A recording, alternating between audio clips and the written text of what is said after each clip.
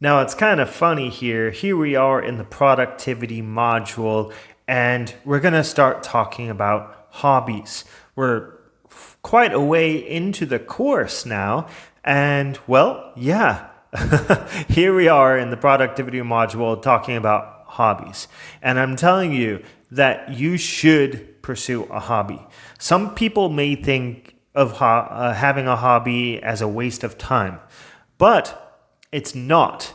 Like a productivity nut will be like, hey, you should spend all your time working. No, no, no, no, no. Remember earlier I talked about having balance, you know? You really do need to have balance in all aspects of your life. Otherwise, you will burn out. You will have a case of anxiety, and I don't want that to happen to you. But there's other benefits of having hobbies.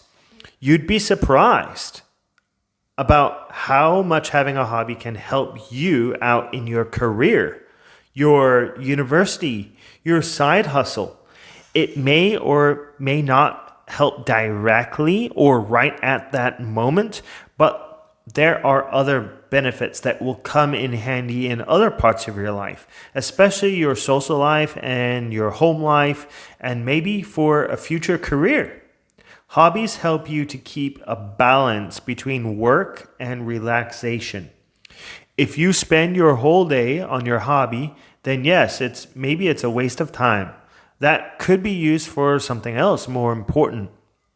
That's why finding a good balance between working and the priorities that you have in your life, or something to do with your family, and separating it with social activities or even hobbies that you do just on your own.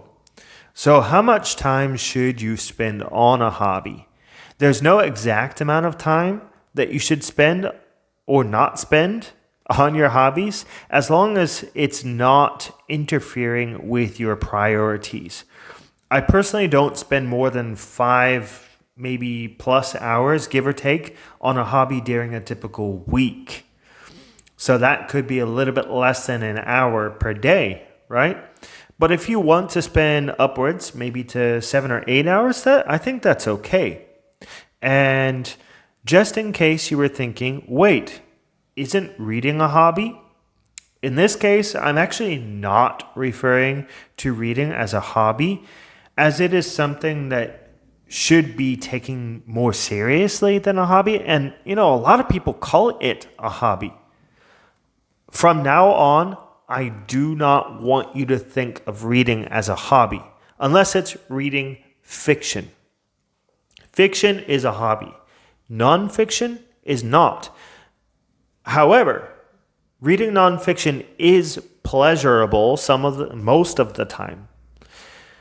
So picture reading as something that is fundamental to your growth. So reading now is not just a hobby, it is part of what makes you, you. That's how I believe reading is. And I want to pass that over to you. I want you to make it 100% part of your life. Reading is your fuel. If you stop reading, like you do with other habits, you will be dead in the water. Not literally. I mean, you can still move on. I mean, there are people who don't read, who still have a very successful life. One big name that comes to my mind is Gary Vee. And he says that he doesn't really read. So good for him. Good for him. But, the average person, really, if you read these books, they are definitely your fuel. So from now on, don't think of it as a hobby. Moving on. What sort of hobby should you invest your time in? Think of any sort of activity that you can either do alone or in a group, and that could be your hobby. It doesn't even have to be a sport or a game. It could even be as simple as drawing mazes or going for a walk in the forest. The list can go on and on for a very long time. Just to see yourself, when you type in the word hobbies in Google or types of hobbies or anything to do with what types of hobbies you can do, you will see thousands. While I was looking through the list on Google, several different websites, I was very surprised to see that many of the items on that list could most definitely be monetized. Not that that would be your focus or your goal when you're doing a hobby, but it could be a potential option depending on how much you enjoy the hobby, how good you're at it, and what is the potential market, right? We don't want to dive into something that's just going to lose us money and time and energy. So right now we're just focusing on hobbies that will bring joy to our life and possibly increase our skill in a particular area. It's so awesome to see that a lot of the people out there turning their loved hobbies into careers.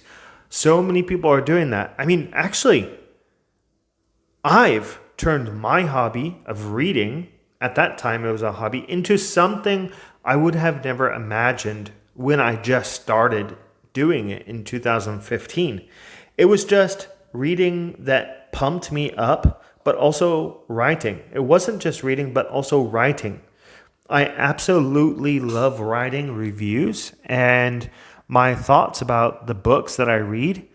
So when this was just a hobby, as soon as I finished reading the book, I would write a review and post it on my free Blogspot blog. So it all started out free. I was actually so surprised on the reaction from friends and other people on social media that I didn't even know. They showed interest, and of course it made me feel good to see that other people were getting value out of my reviews. So I just continued. I could do something that I loved and share it with other people. Over time, I realized that because reading is so important and impactful for me, and that I was seeing that other people were also getting impacted from it, that I should really concentrate on helping other people to grow as well. You can do this with practically anything that interests you. But like I said, of course, it should have a market. You should be good at it, right? There's many factors that go into starting a business out of a hobby. So how many hobbies should you have? Again, it's all about your priorities and your schedule. You could have 2 or 3 hobbies you do regularly and could use to improve your skills overall and well-being and health, like running, or creativity, like painting. Those benefits or skills will pay off in the long run. And think about like some of the famous people like Benjamin Franklin and Beethoven. I mean, they love to go walk for walks in the forest, and they would bring like pads with them and write down all their ideas. I mean, that was not a hobby that could make money, walking in the forest, but the result of it helped them to make their names well known. So basically being still and putting yourself in a situation where ideas will flow towards you. And we'll talk more about this in the planning section. What are some other benefits of having a hobby? Often, hobbies could be community activities like sports, a team, yoga class. When you go to these activities, you are bound to meet others there, others with like-minded interests. Take advantage of this by growing your network of like-minded people. If you feel like the person has something to offer you and vice versa, just like surrounding yourself with the right people, right? We talked about that before. Having a big network of the right people with the right connections is going to be so important for your future growth. In your business, in your career, everything that you move towards, if you do not have the network for it, I guarantee you will not become successful. The only way you can meet these types of people is if you get out there and get involved. That is a biggie. One last benefit is that by giving yourself time away from everything you're used to during the day, it can actually open your mind to new ideas. You can use it in your job, in your side hustle. The ideas often come from unexpected sources, things that you would not have imagined before.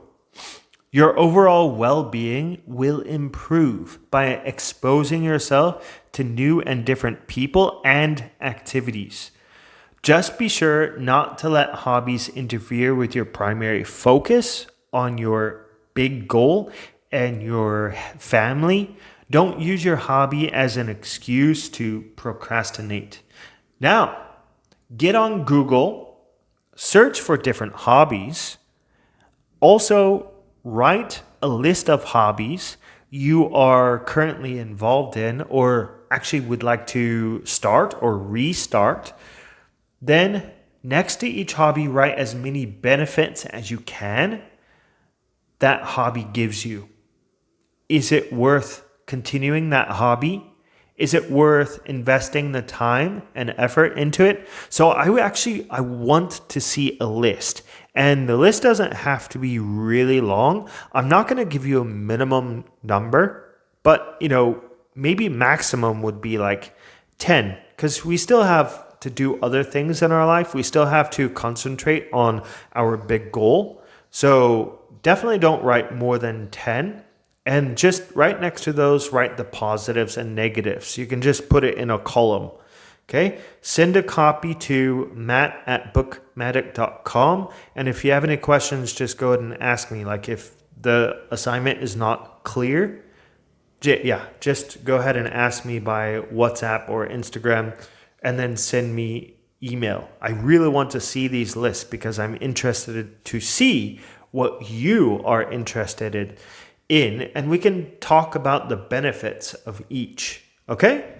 Thank you, and move on to the next lesson after you're done with the assignment.